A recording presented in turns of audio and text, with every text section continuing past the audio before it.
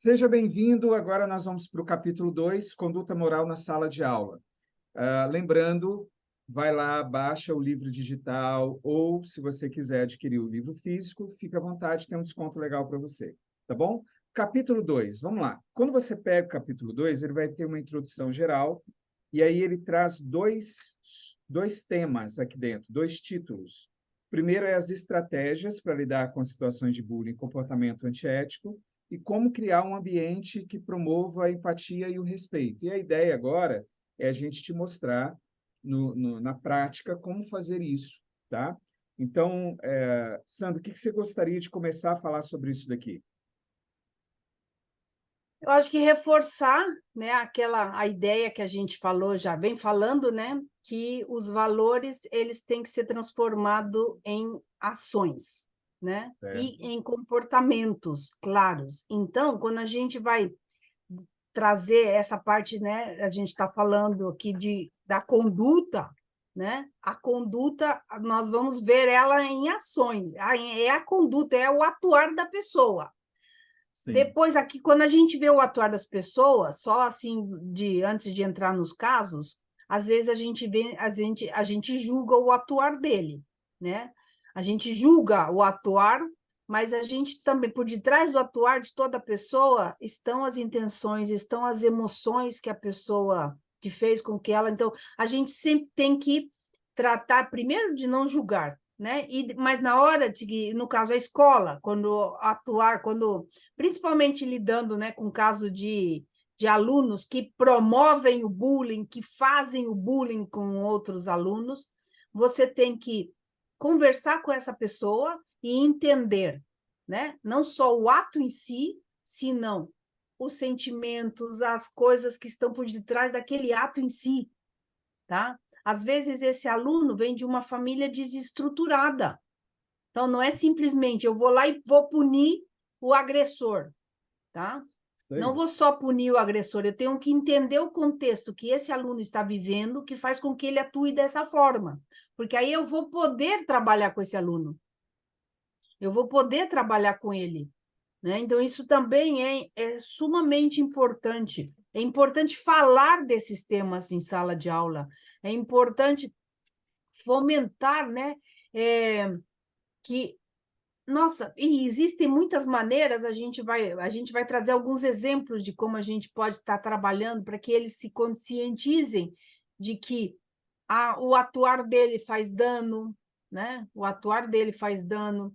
E as pessoas que às vezes não fazem nada, mas veem, eles presenciam e também ficam em silêncio, isso também faz dano, né? Então, como ajudar também a que exista essa solidariedade? Você vê o teu companheiro sofrendo bullying, então, o que que você pode estar fazendo, né? De uma forma que seja segura, né? De uma forma que seja segura, como você pode estar atuando. Sempre é importante que busquem um adulto, né? Que busquem um adulto, que não tentem resolver só entre eles mesmos essas situações que podem ocasionar, né? Então, eu acredito que você vai estar trabalhando na parte do respeito, da gentileza, né? São muitas, fazendo trabalhos, dando a eles a possibilidade de que eles façam trabalho em equipe, que eles se conheçam, é, que não só trabalhem com quem eles têm vínculos assim naturais, né? Que senão que comecem a se conhecer e a respeitar mutuamente todos eles. Então são alguns assim exemplos com a qual a escola pode lidar com isso. E a outra coisa é lidar com os pais também, né? É, eu trabalhei esse tema do bullying, né, dando palestras, e que importante, às vezes, é você entender a família. Às vezes a família nega que o filho é um agressor, tá? Nega, justifica, tá? Justifica, então você vai ter que fazer um trabalho com a família também. Você vai ter que envolver a família nesse tema, né? E não, o que não pode fazer, o que não pode ocorrer é a escola Ficar em silêncio. Isso aí. Ficar em silêncio até que ocorra algo muito mais grave, né? Então, é um tema muito delicado, esse tema hoje em dia, hein? Então, aqui, como fala sobre bullying, fala sobre criar um ambiente, eu queria mostrar, tem 2 textos que eu acho que era legal você que está nos acompanhando, você marcar no seu livro. Eu marquei no meu, aí eu queria mostrar para Uhum. vocês aqui. Ó, o primeiro é o que a Sandra colocou aqui na página 24, tá? Eu Já, marquei essa parte também. aí você tem teria a primeira parte do parágrafo, que é a metade, começa lá e termina, seria o primeiro parágrafo inteiro. Então, aqui ele vai dar os 5 passos para você poder atuar com bullying. Aqui eu quero só ressaltar, você ler com calma aí Uhum. depois e ver os 5 passos. Agora, o que eu acho legal também destacar é isso aqui, ó. É importante lembrar que a educação moral não se trata apenas de corrigir o comportamento negativo, mas também de promover a construção de um ambiente onde todos os alunos se sintam valorizados e respeitados. Qual o projeto que a gente implantou e que eu vi funcionar e foi muito legal? Como é que funcionava? Eu atuei durante muito tempo, então o que a gente fazia? Todo início do dia, o professor, se é o professor regente, primeiro ao quinto, ou se de sexto até o ensino médio, é a primeira aula. Uhum. Não interessa qual é a aula, se é matemática, português, história, não interessa. O professor regente, o que que ele faz? Primeiro, ele tem uma reflexão, então ele faz uma leitura de uma reflexão para aplicar princípios e valores na parte prática, e depois a gente tinha um ciclo, uma corrente de oração. Era um ciclo, uma corrente de oração. Então, ali, por exemplo, eu lembro, eu presenciei já alunos chegando e falando assim, olha, eu queria que vocês orassem por minha avó, porque ela está doente, está assim, assim. O outro falava bem assim, olha, eu queria que vocês orassem pelos meus pais. Eles estão brigando muito porque a gente está com um problema financeiro. Então, assim, os meninos, porque o bullying ele acontece por uma falta de respeito. E nesse ponto Uhum. já vinha fragilidade, os alunos traziam as suas fragilidades, mas era aquele momento de acolhida e era um orando pelo outro. Então, como era ciclo de oração, e a gente fazia toda semana, tinha, dentro das orações, tinha a oração especial, que era aquela criança, ou aquelas 2 crianças, que nós iríamos orar pelo pedido deles durante a semana toda.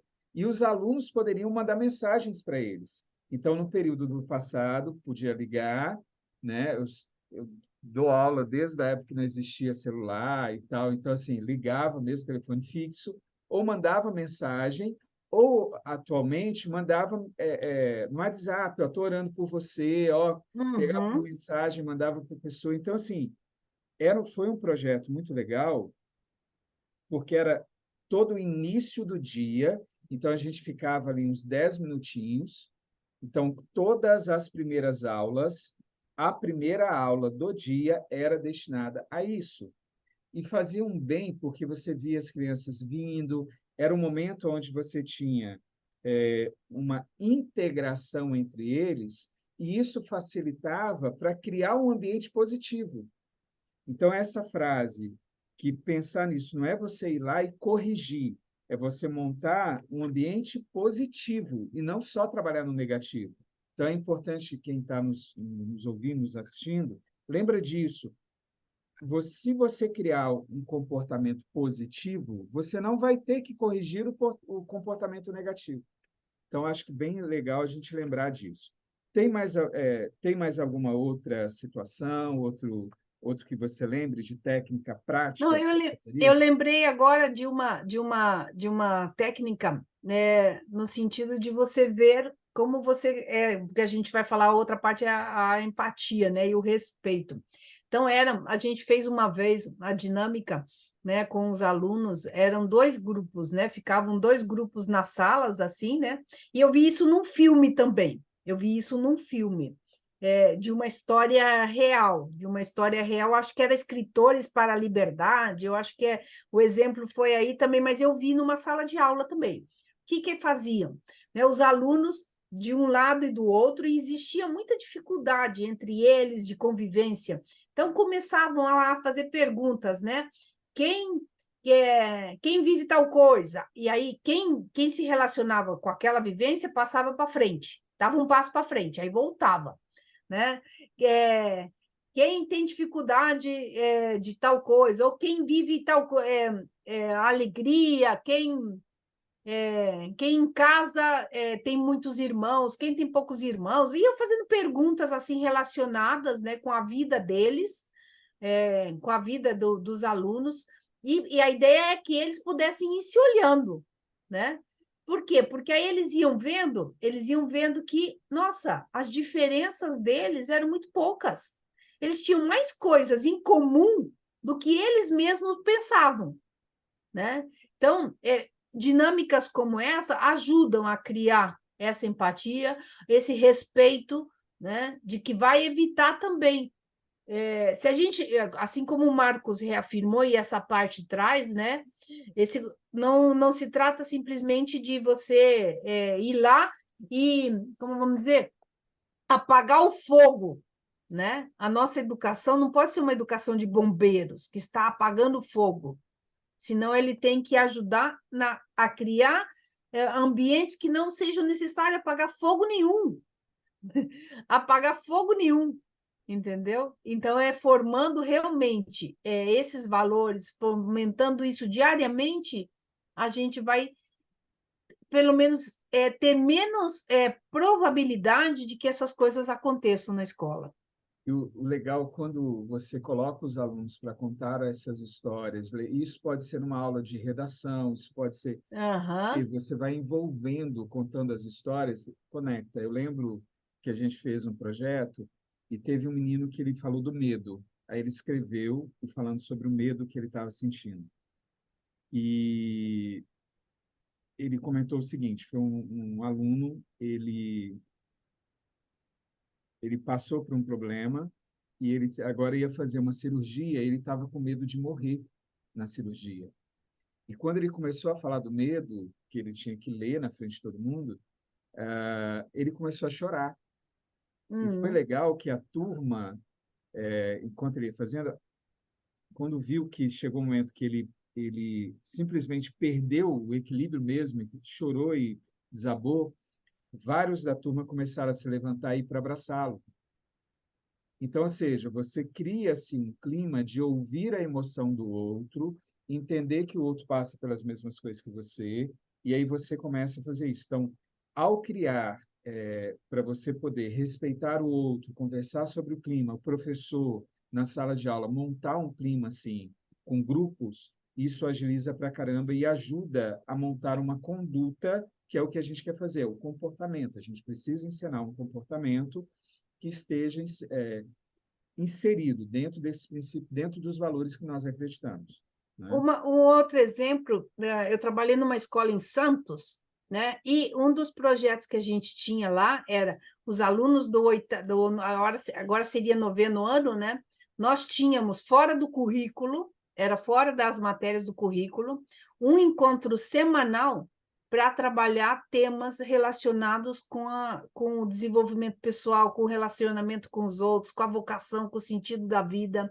Então, que importante criar esses espaços também para fomentar, né, a, a discussão, o pensamento deles, que eles se conheçam em outros ambientes que não seja só, né, a sala de aula, e não seja só vendo e falando de matérias, né, de conteúdo teórico, mas que eles possam ter esses espaços de diálogo. E foi muito legal a experiência lá com esses alunos.